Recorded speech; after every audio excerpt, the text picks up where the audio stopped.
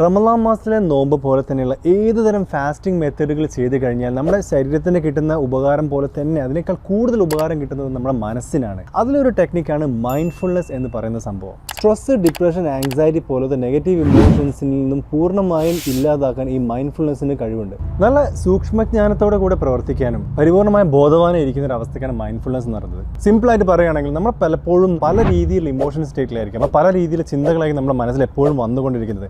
അതിൽ നിന്നെല്ലാം മാറിയിട്ട് പരിപൂർണ്ണമായി ഈ മൊമെന്റിൽ ജീവിക്കുക, അല്ലെങ്കിൽ പ്രസന്റ് എന്ന ഈ ഒരു വർത്തമാന കാലത്തിൽ പൂർണ്ണ ബോധത്തോടെ നിൽക്കുക എന്ന് പറയുന്നത് ഒരു സ്കില്ല് തന്നെയാണ്. അതിനാണ് ഈ മൈൻഡ്ഫുൾനെസ് എന്ന് പറയുന്നത്. അപ്പോൾ ഈ ഫാസ്റ്റിംഗ് ചെയ്യുന്ന സമയത്ത്, അതായത് ഭക്ഷണമില്ലാത്തൊരവസ്ഥ നമുക്ക് ബോഡിക്ക് വരുന്ന സമയത്ത് ബോഡി ഒരു സർവൈവൽ മെക്കാനിസം, അത് അതിജീവനം അന്വേഷിച്ച് പോകുന്ന സിറ്റുവേഷനിലേക്ക് പോവുകയും ഈ ഒരു കാരണത്തെ നമ്മുടെ ബ്രെയിൻ എപ്പോഴും ഹൈപ്പർ ആക്റ്റീവ് ആയിരിക്കും. ഈ ഒരു സമയത്ത് നമുക്ക് ഈ നെഗറ്റീവ് ഇമോഷൻസ് വരാറില്ല. പോസിറ്റീവായിട്ട് നമ്മുടെ ശരീരത്തിനെ രക്ഷിക്കുന്ന രീതിയിലുള്ള കാര്യങ്ങൾ മാത്രമായിരിക്കും ബ്രെയിൻ എപ്പോഴും ആക്റ്റീവ് ആയിക്കൊണ്ടിരിക്കുന്നത്. ഈ ഒരു സിറ്റുവേഷനാണ് മൈൻഡ്ഫുൾനെസ്സിനെ ആക്റ്റീവ് ആക്കി വെക്കുന്നത്. കാരണം കൈതും ദൂരത്ത് നമ്മൾ ഭക്ഷണമുണ്ട്, ഈ ഭക്ഷണം എടുക്കാതെ നമ്മൾ നിന്നിട്ട് ഈ ഒരു കൺട്രോൾഡ് ആയ രീതിയിലുള്ള പട്ടിണി മോഡിലേക്ക് നമ്മൾ കുറച്ച് മണിക്കൂറിലേക്ക് മാറ്റി വെക്കണം എല്ലാ ദിവസവും. ഇങ്ങനെ കൺസിസ്റ്റൻ്റ് ആയി ചെയ്യുന്ന ഒരാളിൽ ബ്രെയിൻ കെമിസ്ട്രി ഡിഫറെൻ്റ് ആയിരിക്കും. അവർക്ക് ഈ പറയുന്ന ഡിപ്രഷൻ, ആങ്സൈറ്റി പോലത്തെ സ്ട്രെസ് വരാനുള്ള ചാൻസ് ഉണ്ടാവുകയില്ല.